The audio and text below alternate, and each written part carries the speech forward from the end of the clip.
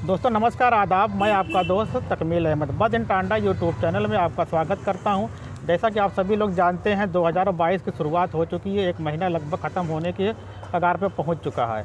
अब उत्तर प्रदेश के साथ ही पाँच राज्यों में विधानसभा चुनाव होने हैं।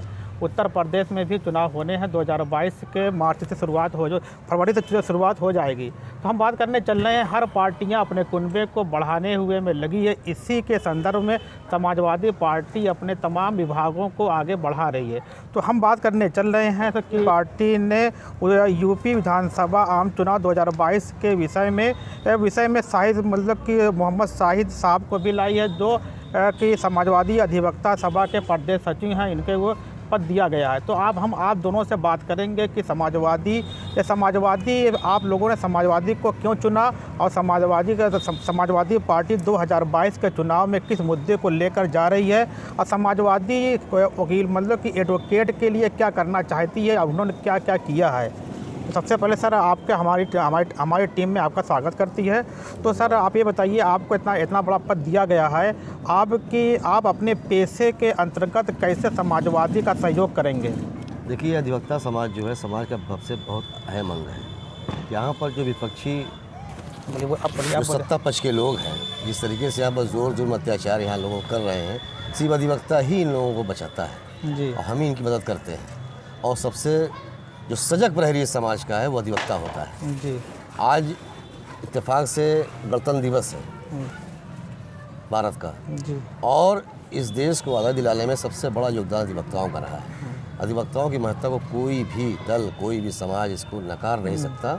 और हम चूँकि आने वाला चुनाव है और हम लोग पूरे उत्तर प्रदेश में अपने क्षेत्र में अधिवक्ता समाज के माध्यम से थे। अधिवक्ता के साथ साथ जो हमसे जुड़े हुए हमारे वादकारी हैं, हमारे वकील हैं, समाज के और अलग जो हमारे टच में रहते हैं, उनको हम लोग समाजवादी सोच के साथ आगे बढ़ाने के लिए और 2022 में माननीय अखिलेश यादव जी के नेतृत्व में सरकार बनाने के लिए प्रतिबद्ध है। आपकी समाजवादी में देखा जा रहा है लगातार बहुत सारे पार्टियों से लोग यहाँ पे पलायन कर रहे हैं। तो क्या आपकी पार्टी में ये एक ट्रेंड है कि ऊपर से जो कैंडिडेट होते थोपे जाते हैं कि जो ये ज़मीनी कार्यकर्ता है कहीं ना कहीं उसकी अनदेखी होगी इस तरीके से? जैसा जल्दी ही हमारे अम्बेडकर नगर में सुभाष राय थे, अब वो चले गए हैं, अगली पार्टी में चले गए हैं, बीजेपी में चले गए हैं। तो क्या इस तरीके से आपकी पार्टी का कुछ मोरल डाउन हो रहा है? ऐसी कोई बात नहीं है। हमारा जो प्रदेश नेतृत्व है, जो हमारे राष्ट्रीय अध्यक्ष जी हैं, वो हर विधानसभा वार उनके पास पूरी समीक्षा होती है। कब किसको क्या टिकट देना है ये फैसला पार्टी नेतृत्व करता है। और जो लोग हमारे वोटों से, हमारे समर्थन से यहाँ विधायक बने, जो कुछ नहीं थे, उनकी कोई हैसियत नहीं थी, उनको विधायक बनाया गया। आज उनको जब पार्टी में काम करने के लिए गया और टिकट देना ये आखिर जो सवाल है। हम लोग पार्टी के कार्यकर्ता हैं, हमको सिर्फ साइकिल निशान से मतलब है और राष्ट्रीय ध्येय से मतलब है। कोई भी कैंडिडेट हो, हमें बस अपनी यहाँ पर 2022 में सरकार बनानी है। हमको प्रत्याशी को कोई भी हो उसको हर तरीके से स्वागत किया जाएगा। कोई भी आए, हमारा कोई किसी के साथ समर्थन नहीं है, किसी के साथ हमारा विरोध है। सब अपने लोग हैं। जो भी हमारे निशान को लेकर आएगा वही हमारा प्रत्याशी होगा, उसी को हम जिताने का काम करेंगे। और 2022 में माननीय अखिलेश जी के नेतृत्व में हम 2022 में हम सरकार बनाने जा रहे हैं। अब उत्तर प्रदेश में तमाम तरह के क्षेत्रों में देख रहे हैं, जो भी पार्टियां हैं, जो आपका गठबंधन आरएलडी से आपका गठबंधन समाजवादी गठबंधन है और सारी पार्टियों से गठबंधन है, लेकिन पश्चिम में आपकी गठबंधन कितना वहां से कामयाब होगी? क्या आपको लगता है कि जो किसान आंदोलन हुआ है उससे आप मतलब कि आपको ज़्यादा वोट मिलेगी कि आपकी समाजवादी के काम से वोट ज़्यादा मिलेगी? आरएलडी और सपा गठबंधन पश्चिम यूपी में पूरी तरीके से स्वीप कर रहा है। वहाँ भाजपा की जमात जब्त हो जाएगी। इनके विधायक गांव-गांव दौड़ाए जा रहे हैं। इन लोगों ने कोई काम नहीं किया। किसान विरोधी सरकार है ये। लखीमपुर कांड का जो टेनी है गृह मंत्री, उसका बेटा हत्यारा है किसानों का, उसको लेकर और ये बात करते हैं कानून व्यवस्था की। इस सरकार में बेरोजगारी हुई है, लोगों का उत्पीड़न हुआ है, छांट कर लोगों को अपराधी बनाया गया है और इनके वहाँ से जो बैठे हैं वो साधु हैं। अभी यही लोग वहाँ चले जाएँ, ये वॉशिंग मशीन है भाजपा, उनके यहाँ जाएंगे तो वो साफ़ हो जाएंगे, वो शरीफ हो जाएंगे। हमारे यहाँ तो अपराधी हैं, हमारे यहाँ तो कानून व्यवस्था ख़राब है। और जितना विकास माननीय अखिलेश यादव जी ने पिछली सरकारों में कर दिया है, इन्होंने सिर्फ उसी का फीता काटा है और उसी का उद्घाटन किया है। इनके अपने काम के नाम पर गिराने के लिए कुछ भी नहीं है। आप समाजवादी की अखिलेश साहब ने एक बात कही है कि ओल्ड पेंशन स्कीम के बारे में कहा कि अगर हमारी सरकार हमारे पार्टी की सरकार बनती है तो हम ओल्ड पेंशन स्कीम को बहाल करेंगे। तो क्या आपको लगता है कि लेकिन जब ये लागू हो रही थी तो केंद्र में सरकार बीजेपी की थी और उत्तर प्रदेश में सरकार मुलायम साहब की थी, लेकिन उन्होंने लागू किया था, उस समय भी राज्य पे डिपेंड था कि राज्य चाहे तो कर सकती है, राज्य चाहे तो नहीं कर सकती है। न्यू पेंशन स्कीम के बारे में बात की, तो क्या लगता है कि आपकी सरकार बनने पे ओल्ड इसके पेंशन स्कीम को बहाल हो सकती है कि नहीं हो सकती है?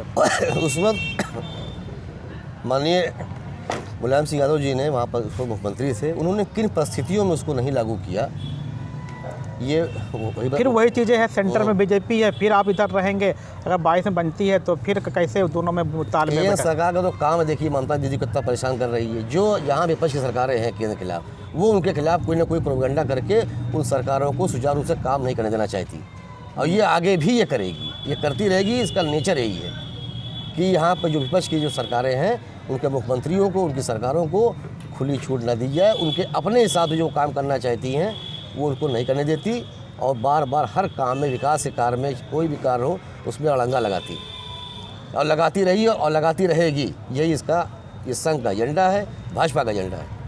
आप आखिरी सवाल ये है कि आप जिस क्षेत्र से आते हैं वो बुनकर बाहुल क्षेत्र है, तो बुनकर बाहुल क्षेत्र पर कहीं ना कहीं उनके बिजली को लेकर एक विवाद अभी बना हुआ है। तो क्या लगता है कि 2022 में अगर पार्टी सरकार बनाती है तो बुनकरों का जो एक समस्या हल होगी? बिल्कुल होगी। हमारे राष्ट्रीय अध्यक्ष ने भी कह दिया है, जो हमने स्कीम लागू की थी, जो हमने नीति बनाई थी बुनकरों के लिए, वो बहाल रहेगी। और 300 यूनिट बिजली हम फ्री देने जा रहे हैं हर परिवार को। और बुनकरों की बहुत बड़ी समस्या है, जो माननीय अखिलेश यादव जी की सरकार ने ही इसको पूरा भी किया था, और आगे हमारी सरकार आ रही है, फिर सब कुछ वैसे हो जाएगा। तो आपने देखा कि हम बात कर रहे थे समाजवादी अधिवक्ता सभा के प्रदेश सचिव जनाब मोहम्मद साहिद एडवोकेट से। अब हम बात करेंगे समाजवादी अधिवक्ता सभा के जिला अध्यक्ष जनाब पवन कुमार यादव से। तो सर, अम्बेडकर नगर में आप कितनी सीट जीत रहे हैं? जी, अम्बेडकर नगर में कितनी सीट जीत रहे हैं आप? अम्बेडकर नगर की 5 की 5 सीटें हम जीत रहे हैं। 5 अम्बेडकर नगर में 5 सीटें हैं। कटहरी, जलालपुर, अकबरपुर, टांडा, आलापुर, 5 विधानसभाओं को। तो आपको क्यों लगता है, क्या मतलब कि लालजी के और राजभर के आने की वजह से कहते हैं कि आप हमारे की यहाँ पे जीत जाएंगे 5 सीट?